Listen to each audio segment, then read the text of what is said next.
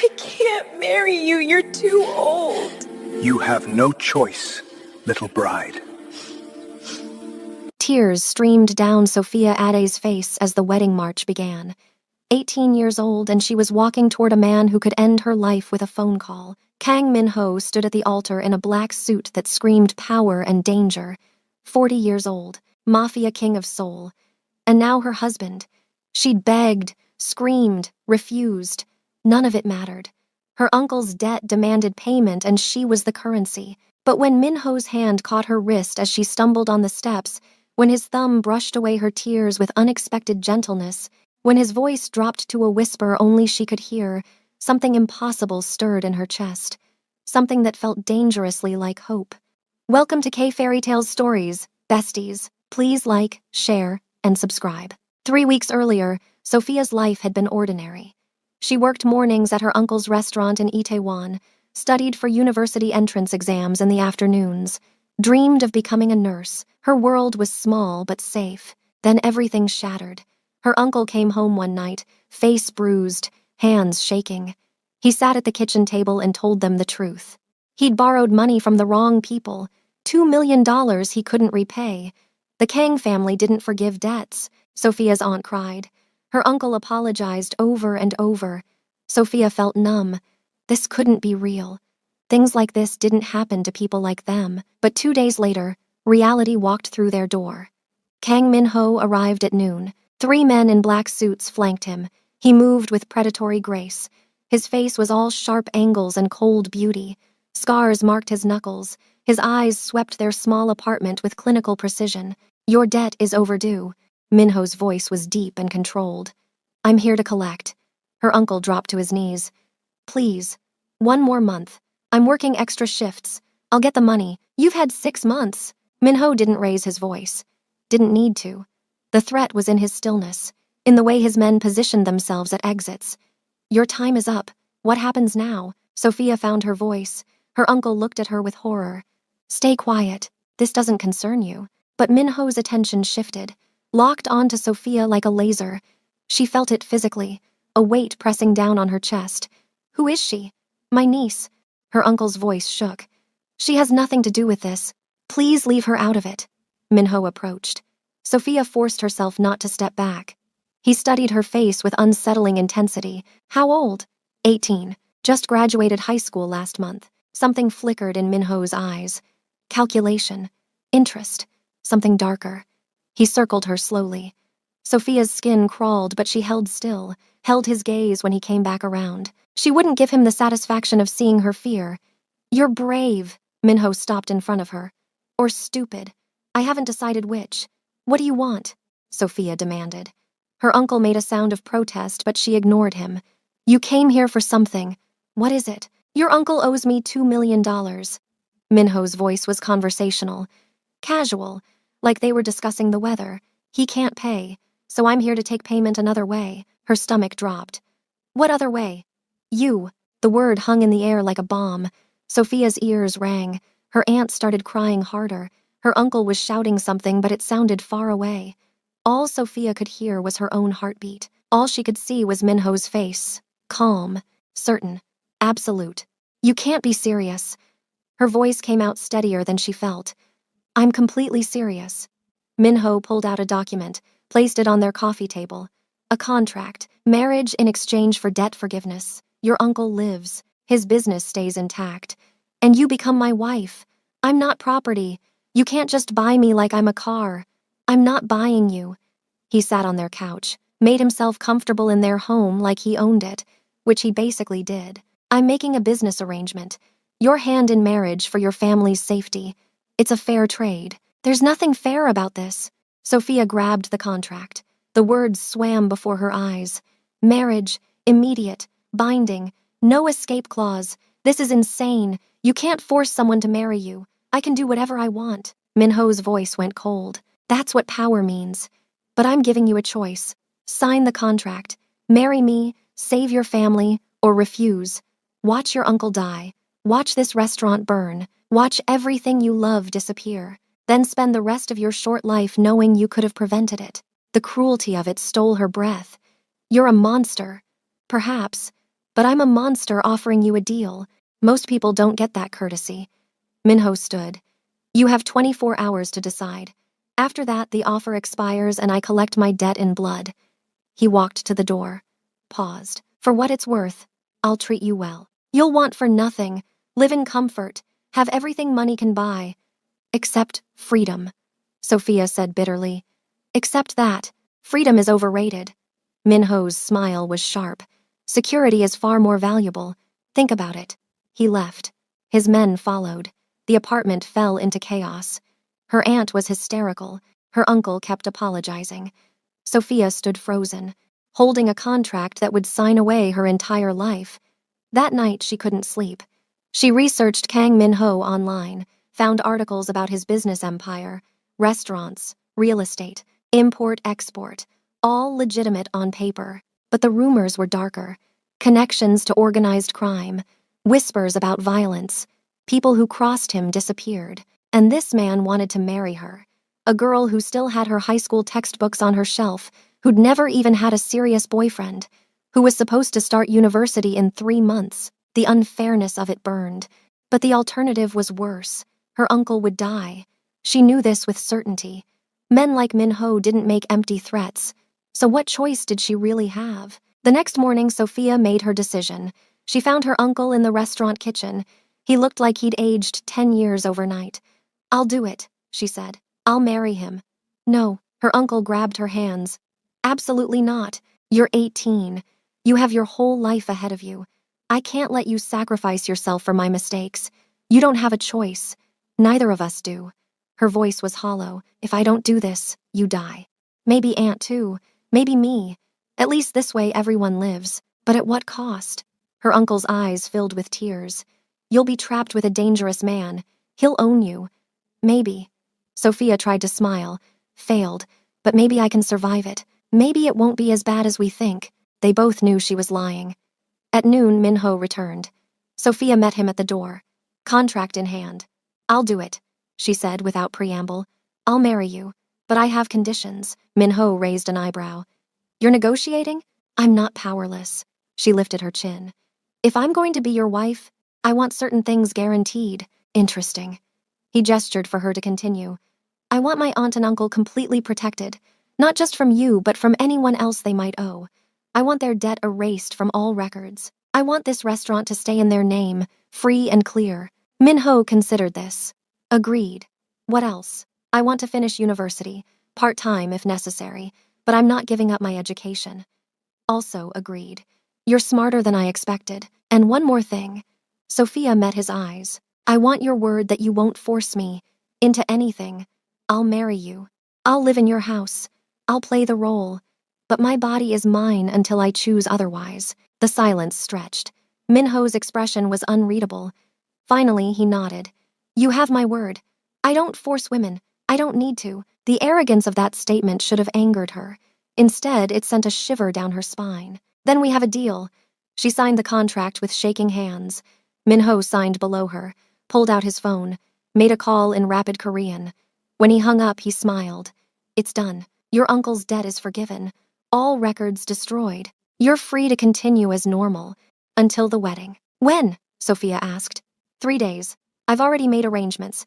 The ceremony will be small, private, just my associates and your immediate family. Then you move into my home and your new life begins. 3 days wasn't enough time to prepare. Wasn't enough time to say goodbye to everything she'd known.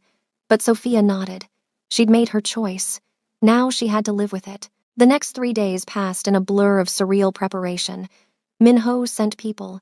A woman arrived with wedding dresses for Sophia to choose from. Each one cost more than her family made in a year. She picked the simplest. White silk, elegant but not flashy. The woman nodded approval. Good choice. You have taste.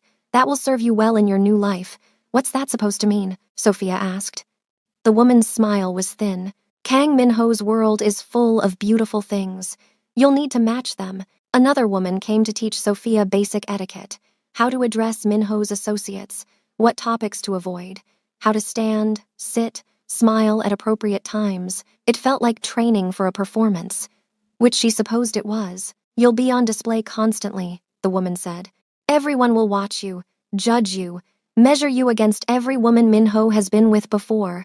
So be perfect, be beautiful, be exactly what he wants you to be. What does he want me to be? Sophia demanded. The woman studied her. I don't know. That's what makes you interesting.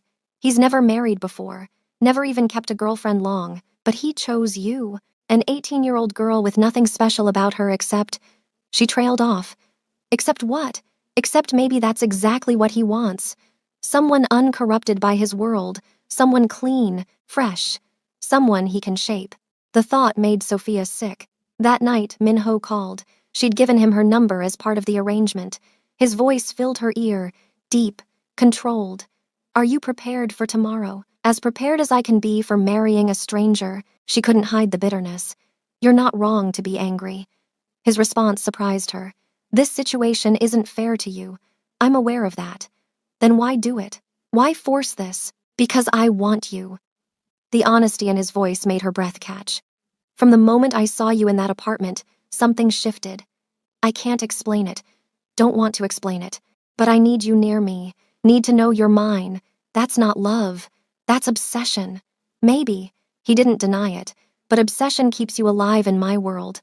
Love gets you killed. That's a sad way to live. Perhaps. But it's the only way I know. The call ended shortly after. Sophia lay in bed staring at the ceiling. Tomorrow she'd become Mrs. Kang Min-ho, wife to a man she didn't know, didn't understand, didn't choose. The tears came then, hot and angry. She cried for the life she was losing, the dreams dying, the freedom she'd never have. But she also cried because some small, traitorous part of her was curious, wanted to know what it would be like to be chosen by someone that powerful, to matter that much to someone that dangerous. The wedding day arrived with cruel sunshine. Sophia's aunt helped her dress. Neither spoke. What was there to say? The dress fit perfectly, white silk that made her dark skin glow. Her natural hair was styled in elegant twists. Makeup made her look older, more sophisticated. She barely recognized herself in the mirror. You're beautiful, her aunt whispered. He doesn't deserve you. I know, Sophia touched the reflection.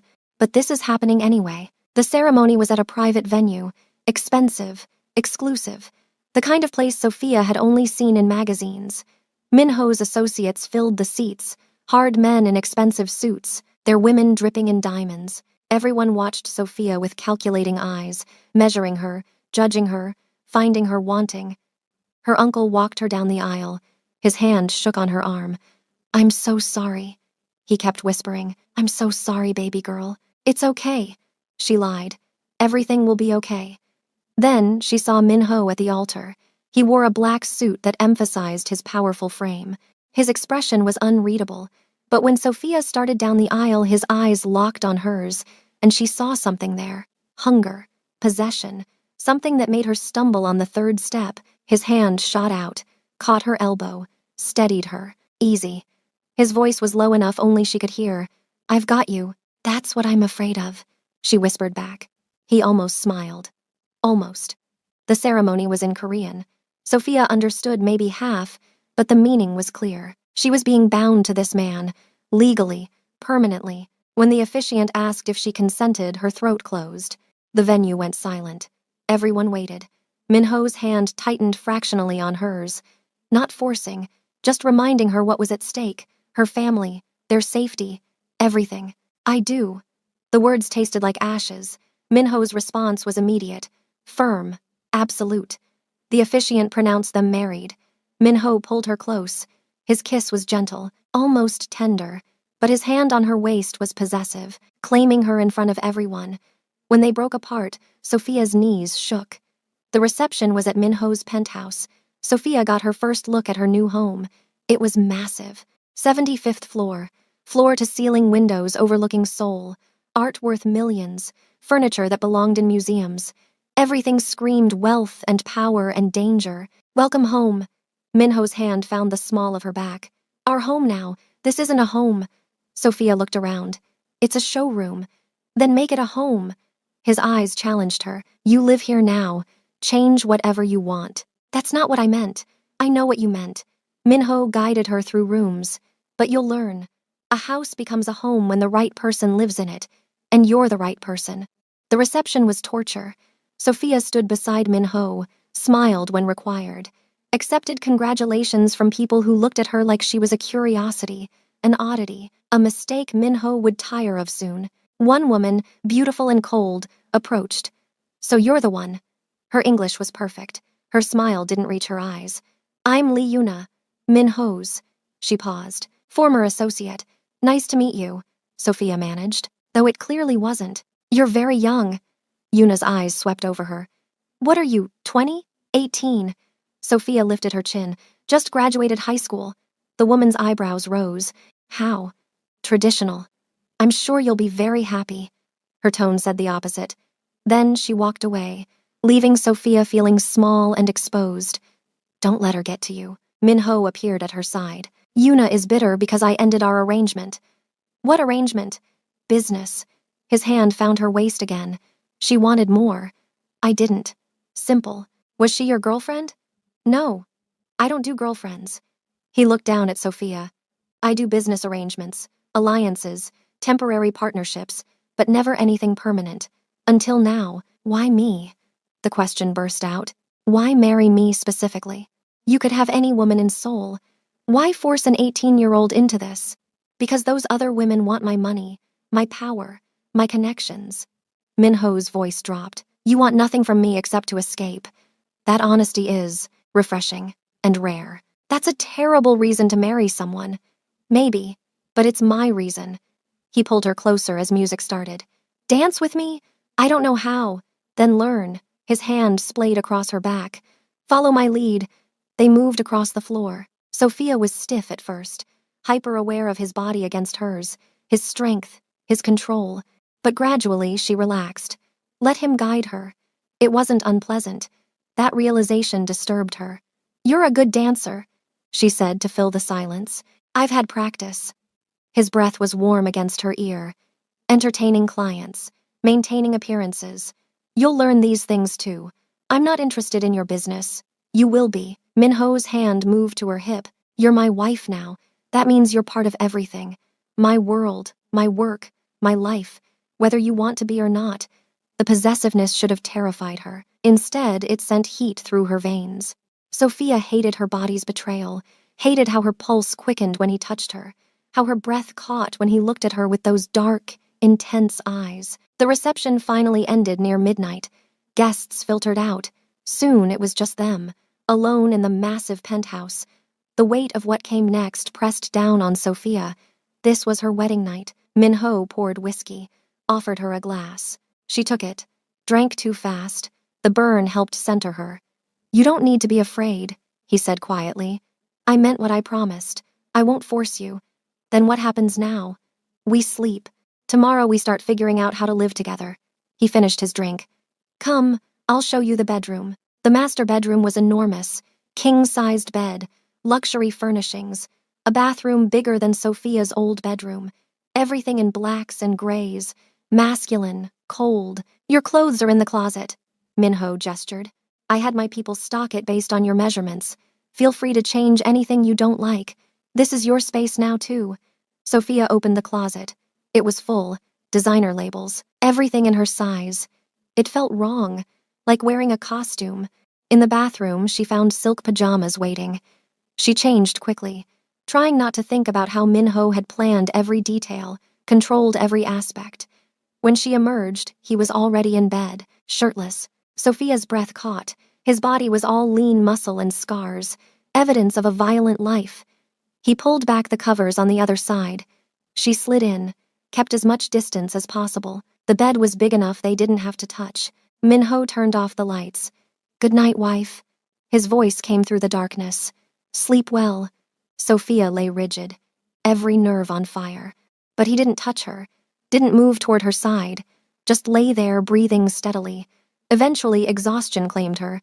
She slept fitfully, woke several times. Each time, Min-ho was exactly where he'd been, giving her space, keeping his word. Morning came with sunlight streaming through floor-to-ceiling windows. Min-ho was gone. A note on his pillow. "Had to handle business. Stay in the penthouse today. My driver will take you anywhere you need tomorrow. We'll have dinner tonight at 7. Don't be late." The order rankled, but Sophia used the day to explore her new prison. The penthouse had everything: gym, library, office, multiple bedrooms, a kitchen that could serve a restaurant. Everything except freedom. She found Minho's office unlocked. Inside were files, computer, wall of monitors showing security feeds. She shouldn't look, knew it was wrong. But curiosity won. She opened a file cabinet, found folders organized by name, including one with hers. Inside was everything: her school records, medical history, social media screenshots, background checks on her family. He'd researched her thoroughly, known everything before he ever walked into their apartment. The violation made her sick, but what made it worse was the handwritten note at the bottom, in Korean. She translated slowly. "This girl, she's different. I need her." The words made her stomach flip. Need, not want, need. Like she was essential, like he couldn't function without her. The obsession was deeper than she'd realized, and somehow that was more terrifying than simple desire.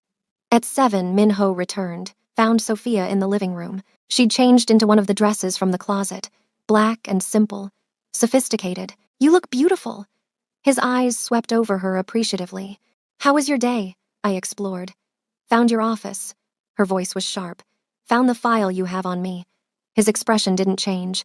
"Of course you did." I left it unlocked deliberately. "Why?" "Because I wanted you to know." Minho approached slowly. "Wanted you to understand how thoroughly I researched you before making my decision. This wasn't impulsive. It was calculated, planned. You were chosen specifically, because I'm different." She quoted his note. "Because you need me." Yes. He didn't deny it. "You're not like the women in my world. You're not corrupted yet, not calculating, not playing games. You're honest, real. That's rare. So you chose me because I'm naive." "No." He stopped in front of her. "I chose you because you're strong. You stood up to me in that apartment, negotiated despite having no leverage. That fire, that strength, I need that near me.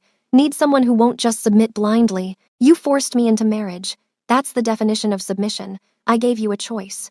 His jaw tightened. "An impossible choice. Yes, but still a choice. And you made it. You chose your family over yourself. That selflessness, that's another reason I need you. You make me want to be better."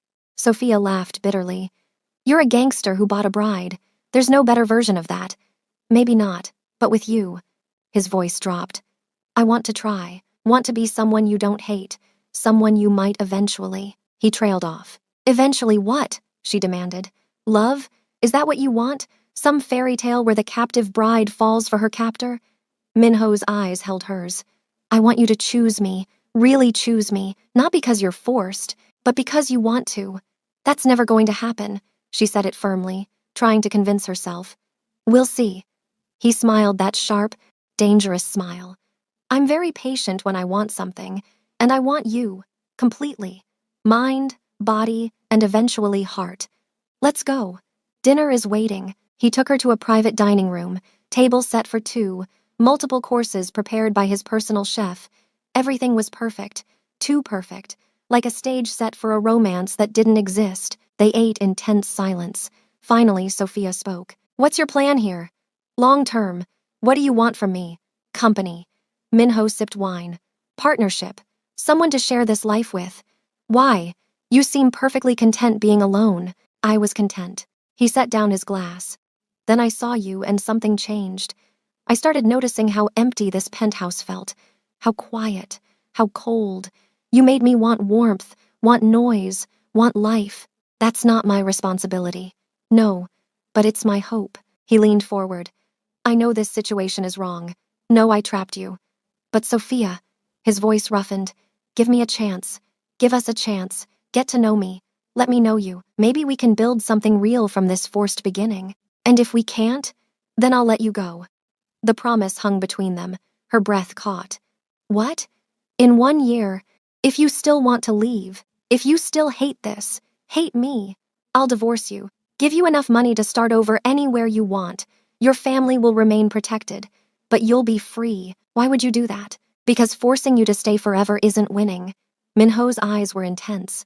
"I want you to want to be here, and if after a year you don't, then I'll have failed. And I don't deserve to keep you." Sophia studied him, looking for the lie, the trap. but his expression was serious. Open. 1 year? 1 year, he confirmed. Try. Really try. Get to know me beyond the monster you think I am. Let me court you properly. Win you properly. Then decide. Do we have a deal?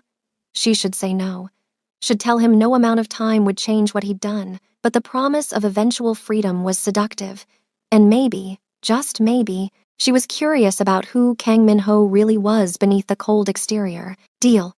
She extended her hand. They shook on it. His grip was firm, warm, sent electricity up her arm. Good. Min-ho smiled genuinely this time. Then let's start over. Hello, I'm Kang Min-ho. I'm 38, not 40. Enjoy reading, classical music, and building things. I'm a terrible cook but an excellent dancer, and I'm trying very hard not to completely screw this up. Despite herself, Sophia almost smiled. Hello, I'm Sophia Ade. I'm 18. I want to be a nurse someday. I paint badly and sing worse, and I'm trying very hard not to hate you for forcing this.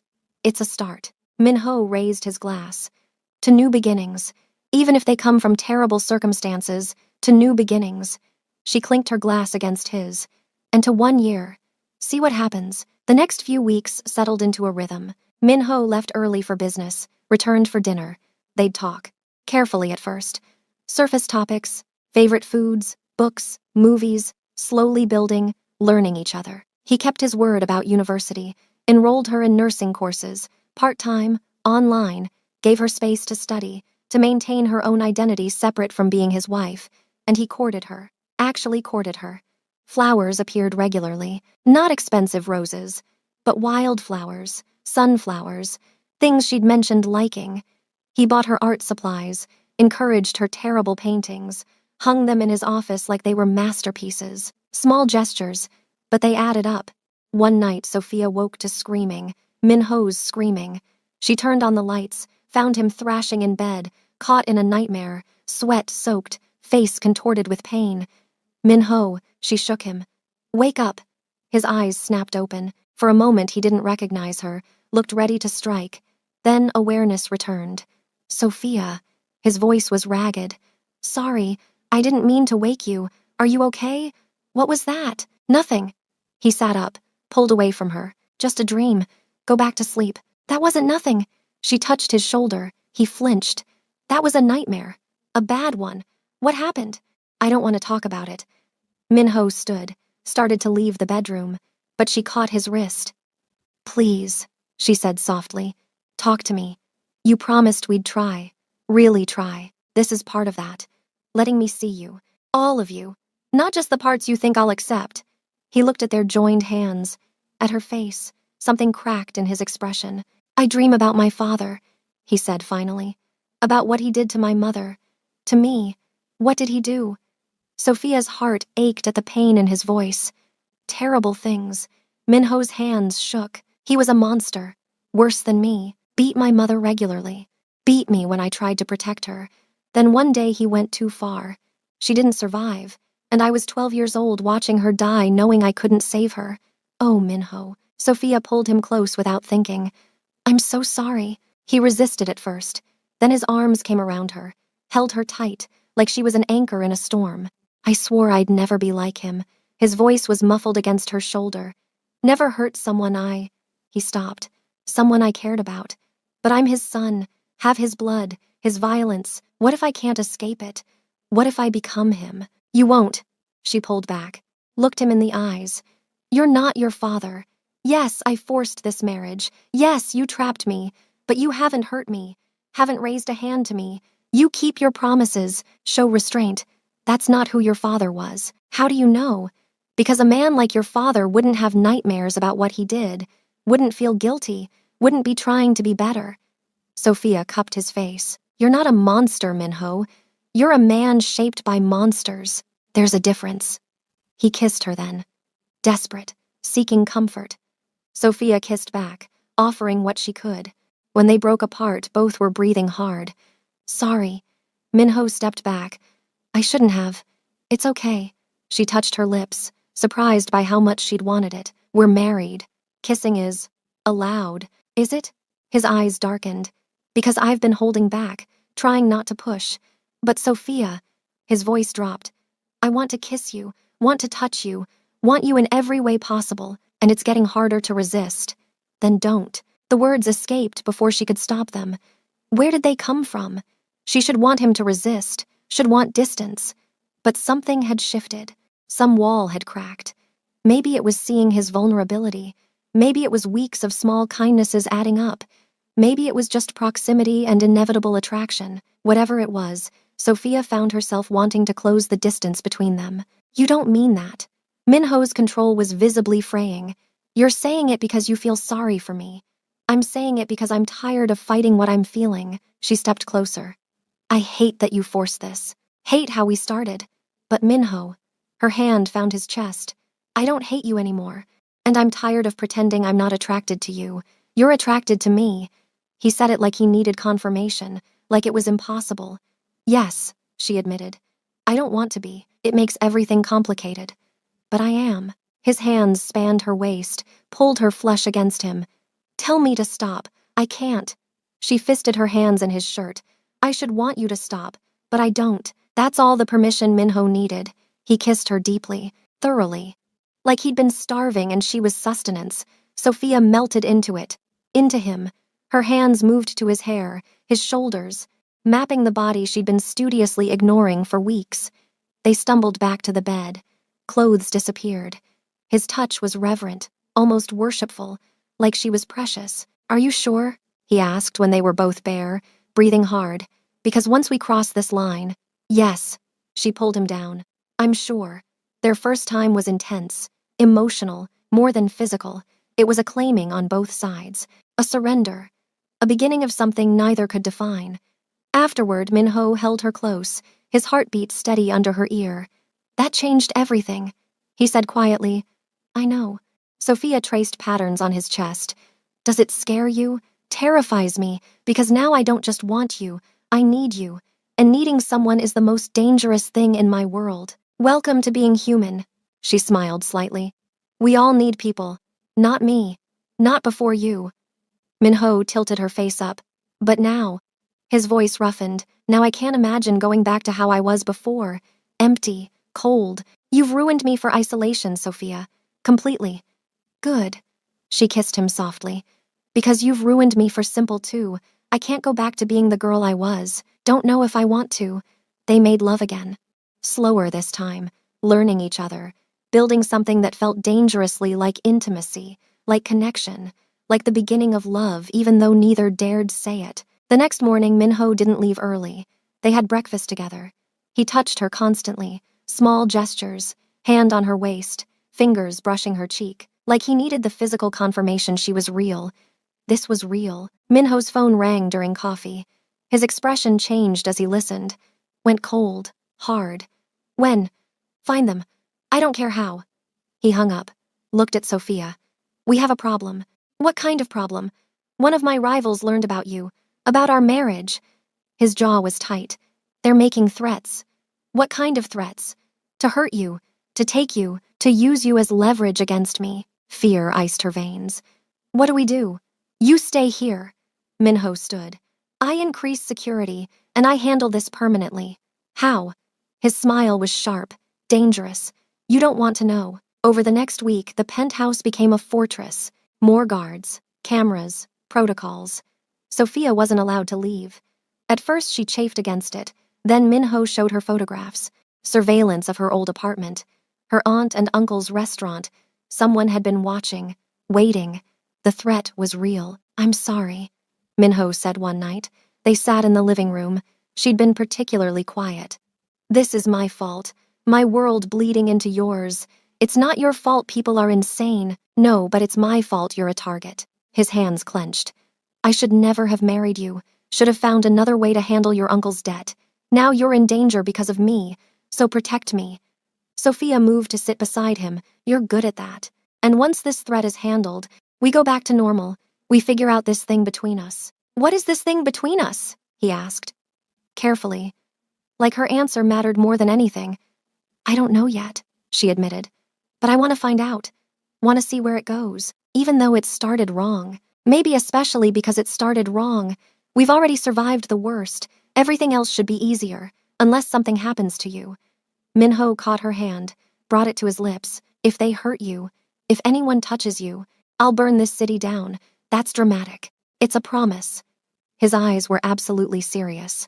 You're mine now, Sophia, completely, and I protect what's mine with everything I have. The threat came 3 days later. Sophia was reading in the library when Minho burst in, face dark with rage. Pack a bag. We're leaving. Now. What happened? They found a way into the building, got past first-level security. His hand grabbed her arm, not rough, but urgent. We're going to a safe house until I eliminate this threat completely. But now, Sophia, the command in his voice brooked no argument. They made it to the private elevator, started descending. Then everything went wrong. The elevator jerked, stopped between floors. Emergency lights flickered on. Minho immediately positioned himself between Sophia and the doors, gun appearing in his hand from somewhere. Stay behind me. His voice was deadly calm. Whatever happens, stay behind me. The elevator ceiling access panel exploded inward. 2 men dropped through, armed, professional. Minho moved like lightning. 2 shots, both men dropped, but more were coming, rappelling down the shaft. Get down. He shoved Sophia into the corner, started firing. The sound was deafening in the enclosed space. Blood, shouting, the smell of gunpowder. Sophia pressed herself against the wall, watching Minho fight. He moved with lethal grace, every shot precise, but there were too many. One got through his defense, tackled him. They went down fighting. The man's hands found Minho's throat. Sophia saw red. She grabbed the gun from one of the fallen men, aimed like her uncle had taught her years ago at the shooting range, fired. The shot went wide but close enough. The man flinched. Minho used the distraction, broke the man's grip, snapped his neck with brutal efficiency. More gunfire from above, then silence. Minho's backup had arrived. The cavalry. They extracted them quickly, professionally, got them to a secure vehicle, to a safe house across the city. Sophia couldn't stop shaking. Minho pulled her close in the back seat. You're safe. I've got you. You're safe now. I almost lost you. She couldn't catch her breath. When he tackled you, when his hands, I thought, I know. He held her tighter. I know, but I'm okay. We're both okay. She tried to kill him. The realization hit her. That man. I tried to shoot him. Yes, Minho's voice held something like pride. You protected me, that was. Incredibly stupid and unbelievably brave. I couldn't let him hurt you. The words tumbled out. I couldn't just watch, couldn't do nothing. So she started crying. Reaction setting in. What's wrong with me? Why would I risk my life for you? You've trapped me, forced this marriage. I should want you dead. But when I saw him hurting you, all I could think was no, not him, anyone but him. Because you're falling for me, Minho said quietly, just like I fell for you. And love makes us do incredibly stupid things. Love. She pulled back, looked at him. You think this is love? I know it is. His hand cupped her face. I've never felt this before. This fear, this need, this absolute certainty that losing you would destroy me. That's love, Sophia. Terrifying, consuming, irrational love. I don't want to love you. Tears streaked her face. I tried not to, tried to keep walls up, but somehow you got through anyway. Good. He kissed her desperately. Because I love you, completely, and I need you to survive this. Need you to stay safe so we can figure out what this is, what we are, together. The safe house was smaller than the penthouse, more intimate, just them and 2 guards outside. Minho checked every room, every window, making sure it was secure. Then he pulled Sophia into his arms and just held her. His heart raced against her ear. You scared me. His voice was rough. When you picked up that gun, when you aimed at him, I've never been more terrified in my life. Thought he might shoot you, that I'd lose you because you were trying to save me. I'm sorry. I didn't think. I just reacted. Don't apologize. Minho tilted her face up. You were magnificent, terrifying but magnificent. He kissed her. I love you, Sophia Ade. Love everything about you, your strength, your fire, the way you choose to care about me even when you shouldn't. Say it back. Tell me I'm not alone in this. She looked into his eyes, saw the vulnerability there, the fear. This powerful, dangerous man was scared. Of her rejection, of her. She looked into his eyes. saw the vulnerability there, the fear. This powerful, dangerous man was scared of her rejection, of her feelings, of losing what they'd barely started to build. I love you too. The words came easier than she expected. I don't want to. It's completely insane. But I do. I love you, Minho. His kiss was desperate, claiming. They stumbled to the bedroom, made love with urgency born from nearly losing each other, from finally admitting what they felt. Afterward, they lay tangled together, breathing hard. That was different. Sophia traced the scars on his chest, more intense, because now there's no pretending. Minho's hand found hers. No walls, no games, just us, just this. How long do we have to stay here? Until I eliminate the threat, his jaw tightened. Which I'm working on. My people are hunting them down. Every single one. And then we go home. Minho pulled her closer, and we start our life properly. No more hiding, no more threats, just us building something real. The next week was strange, isolated but intimate. They couldn't leave the safe house, so they learned each other instead. Minho taught her Korean cooking. She taught him to paint. Badly, but together.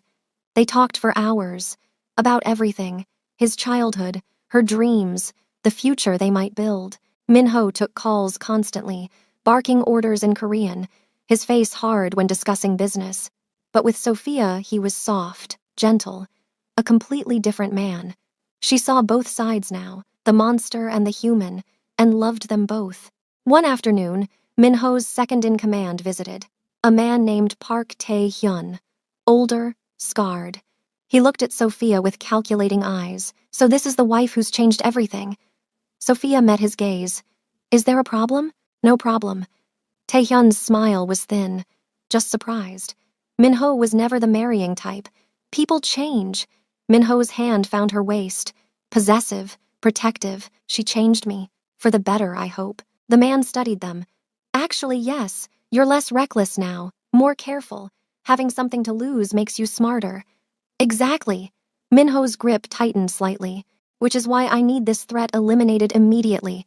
We're close, Taehyun assured. 2 more targets, then it's done. Make it 3 days, not a request. It's done in 3 days or I'll finish it myself. After Taehyun left, Sophia asked, is it always like this? Threats and violence and danger? It used to be. Minho sat heavily, but I'm trying to change that. For you, for us, for the life I want us to have. What life is that? One where I'm not constantly looking over my shoulder, where you're safe, where maybe someday we can have children without worrying they'll be targets. Children. Sophia hadn't thought that far ahead. You want kids? Eventually. His hand found her flat stomach. When we're ready, when the world is safer. But yes, I want a family with you, want everything with you. The admission made her heart race. 2 days later, Minho woke her before dawn. It's done. All of them? Every single one. His smile was sharp, dangerous. We can go home. They returned to the penthouse. It felt different now. Not like a prison, like home. Because Minho was there, because she'd chosen to be there, because love had transformed everything. Life settled into a new rhythm. Minho worked from home more. They had breakfast together every morning, dinner every night. He was teaching her the business, including her in decisions, making her a true partner. One evening, 6 months after the attack, Sophia felt sick, nauseous. Minho noticed immediately.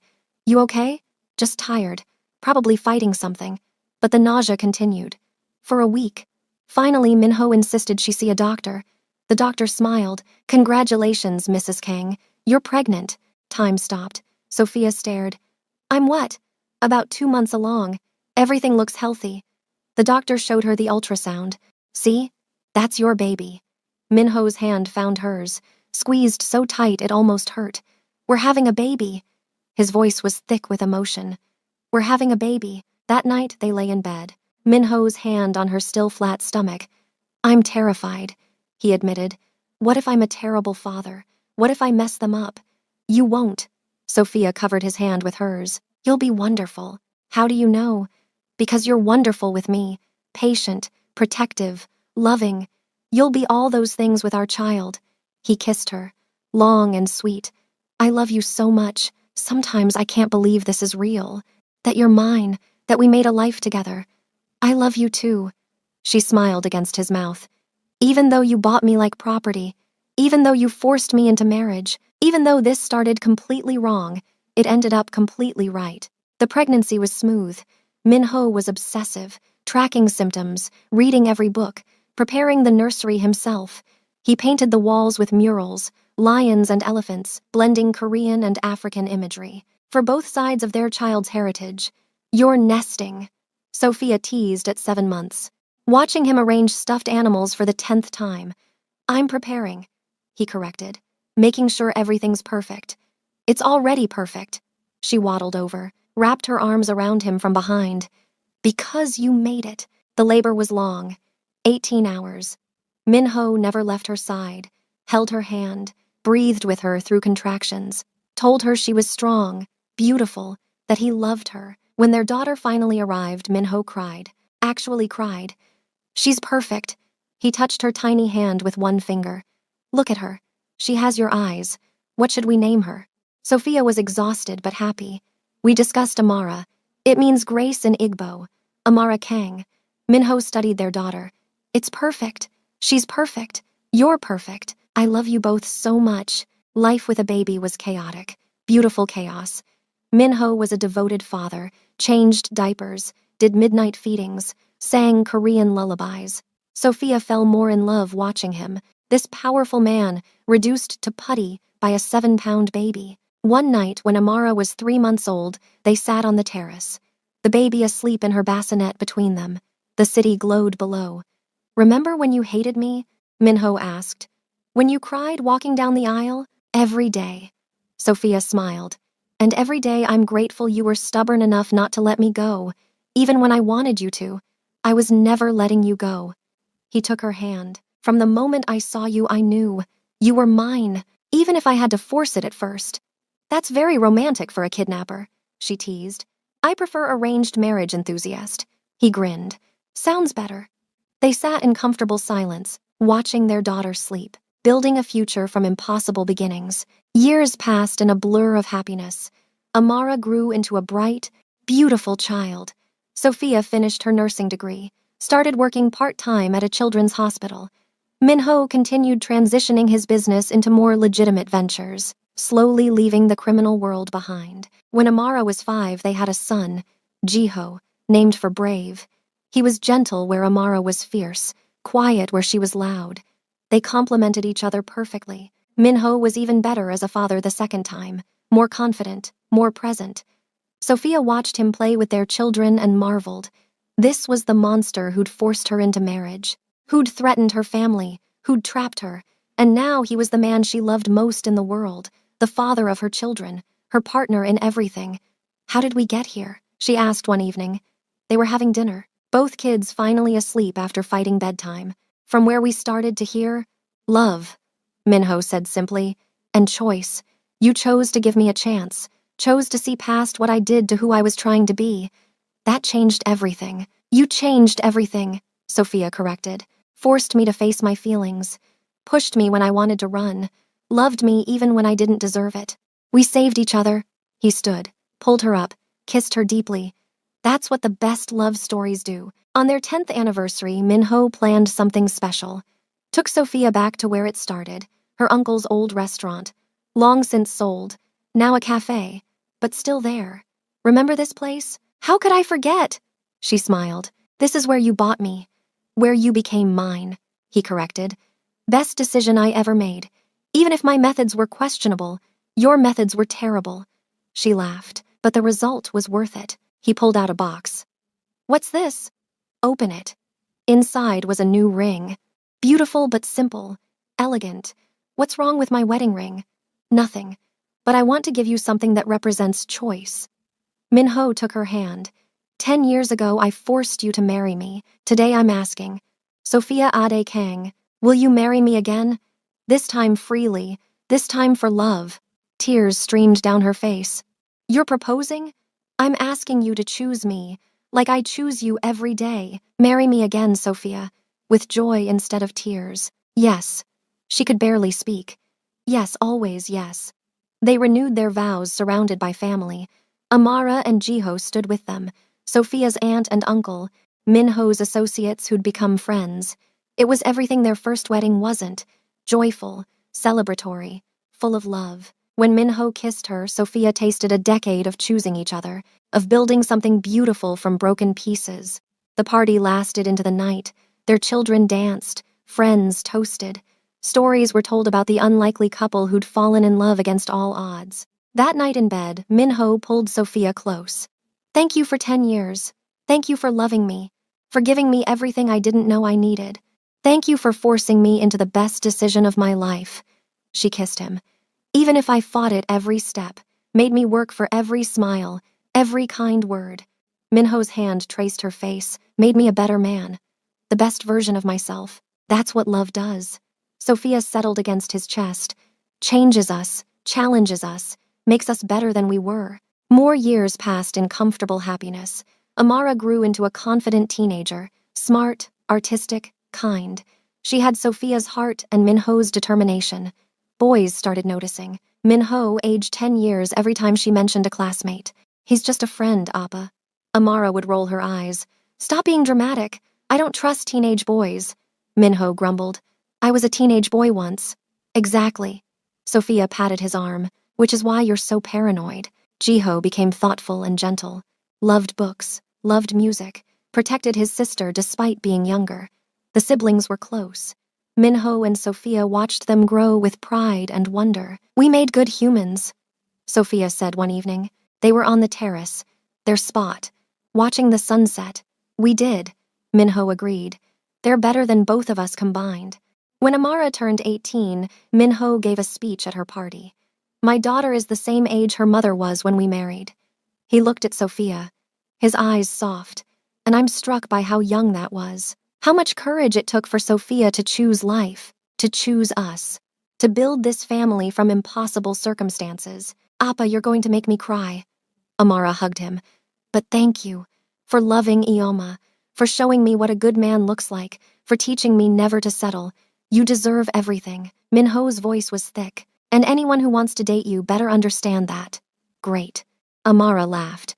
"You've successfully scared away every boy and soul." "Good. That was the plan." Later that night, Sophia found Minho in Amara's old playroom, looking at photos from when she was small. "Missing her already? She's not even gone yet." "I know. But she's 18 now, an adult. Soon she'll leave for university, build her own life, and we'll just be us again." "Is that bad?" Sophia wrapped her arms around him from behind. "No." His hands covered hers. "Just different. We've spent 20 years being parents. I'm not sure I remember how to just be your husband." "You'll remember." She kissed his shoulder. "We'll remember together." Years continued to pass. Amara went to university, fell in love with a good man who treated her like she was precious. Minho did extensive background checks, approved grudgingly, walked her down the aisle with tears in his eyes. "You're giving away your baby girl." Sophia teased at the reception. "I know." Minho watched Amara dance with her new husband. When did she grow up? Gradually, then suddenly. Just like everything important. Jiho graduated, became a doctor, made them proud beyond measure. Found love with a sweet woman who loved his gentle soul. On their 30th anniversary, Minho and Sophia sat in their home. The penthouse long since sold for something warmer, more lived in. Their children visited often. Grandchildren filled holidays with noise and joy. 30 years, Sophia marveled. "More than half my life with you. Best years of my life." Minho pulled her close. "Every single one, even the hard ones at the beginning, especially those." She agreed, "because they made everything else possible, taught us how to fight for each other, how to choose each other even when it was difficult." They sat in comfortable silence, watching the sun set over Seoul, the city where they'd met, where they'd fought, where they'd fallen in love, where they'd built a life that had once seemed impossible. "I love you," Minho said quietly. "More now than the day we married, more tomorrow than today. I love you too." Sophia leaned into him.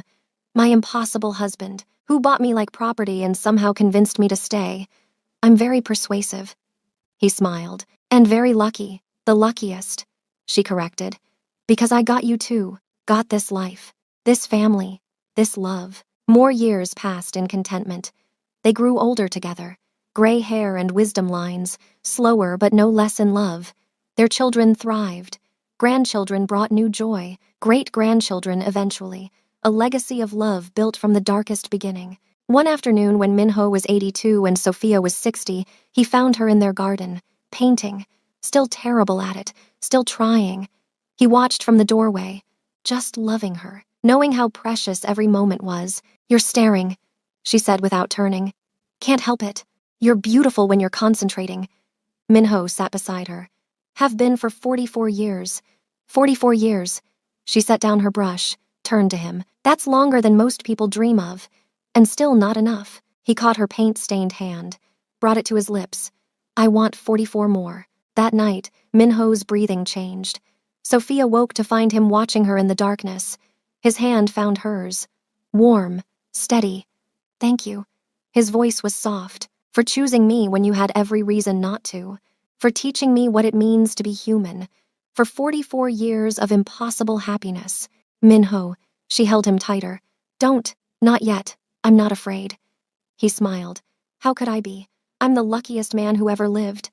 I got to love you." His eyes closed, his grip loosened, and Sophia held him as his breathing slowed, stopped. She didn't cry at first, just held him, memorizing the weight of him, the warmth fading. The man who'd bought her like property and loved her like she was the only thing that mattered. The man who'd forced her into marriage and spent 4 decades proving it was the best decision either of them ever made. The funeral was beautiful. Their children spoke about the father who'd taught them what real love looked like, about a man who'd transformed from monster to human through the power of choosing someone every single day. Grandchildren told stories, friends shared memories, and Sophia sat surrounded by the life they'd built, the legacy of love that would outlast them both. Alone in their home that night, Sophia walked through rooms full of memories. She touched the painting Minho had hung in his office, her terrible first attempt, still there after all these years. She stood in the garden where he'd proposed the second time, where he'd asked her to choose him freely, and she felt him, his presence, his love, still there, always there. "I chose you," she whispered to the night. "Every day for 44 years I chose you, and I'd choose you again. In every lifetime, every version of this story, I'd always choose you." 2 years later, Sophia passed peacefully in her sleep, surrounded by family. Her last words were his name. Amara held her hand. "It's okay, Ioma. You can rest now. He's waiting." Sophia smiled, saw Minho young and whole and reaching for her. "I'm coming," she breathed. Then she was gone. At her funeral, Amara spoke through tears about a love that had defied every rule, every expectation, every limitation. "My mother was 18 when she married a man she didn't choose." Amara's voice carried across the gathering. She cried, walking down that aisle, terrified, trapped, ready to hate him forever. She paused, but somewhere between force and choice, between fear and love, between that first tear and the last smile, they built something impossible, something beautiful, something that proved love doesn't always start with flowers and poetry. Sometimes it starts with tears and contracts. Sometimes it starts wrong and becomes so completely right that you can't imagine it any other way. The family continued, carried on their legacy, taught new generations about the love that transformed everything. And in their garden, a stone was placed, simple, elegant, perfect. Here rest Kang Minho and Sophia, together forever as they were in life. He bought her. She freed him. They saved each other. 44 years of impossible love, and somewhere beyond, in whatever comes after, Minho and Sophia found each other again, young, whole, free, hands clasped, hearts joined, beginning again. Because some loves are too strong to be contained by one lifetime, some stories too beautiful to ever truly end, some bonds forged in darkness that become unbreakable light. Theirs was all three. A love story that started with an 18-year-old girl crying helplessly on her wedding day. That grew through an impossible year of learning each other. That bloomed when she finally said "I love you" and meant it. That deepened through children and grandchildren and a lifetime of choosing each other. From forced to chosen, from trapped to free, from monster to man, from fear to love. They'd rewritten every rule, broken every expectation, proved that sometimes the worst beginnings lead to the most beautiful endings, that sometimes the person who takes your freedom is the same person who teaches you what freedom really means. That love doesn't always arrive wrapped in pretty packages. Sometimes it arrives in threats and contracts, and transforms into something so profound that 44 years feels simultaneously like forever and not nearly long enough. Minho had walked into that apartment looking for payment. He'd found his salvation. Sophia had walked down that aisle ready to hate him. She'd found her home, and together they'd built a life that proved love's greatest power isn't in how it begins, but in what we choose to build from impossible circumstances, in how we transform darkness into light, fear into devotion, force into the most profound choice either of them ever made. Their fairy tale started wrong, ended perfect, proved that sometimes you have to be broken open before you can be whole, that sometimes the cage becomes the key, that sometimes forced becomes the most free you've ever been, because real love isn't about perfect beginnings.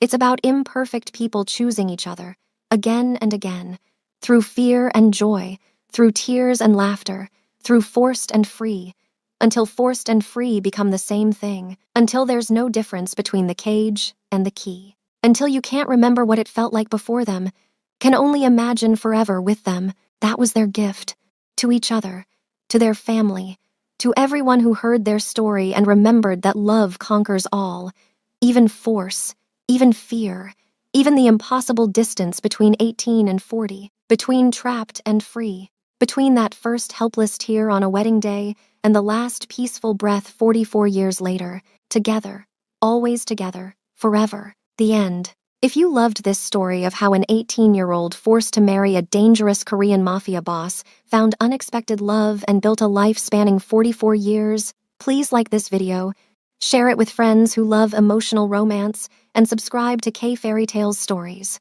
Comment below what moment touched you most, the wedding day tears, the first I love you, or the final goodbye. Thanks for watching, besties. Remember, the most beautiful love stories don't always start beautiful.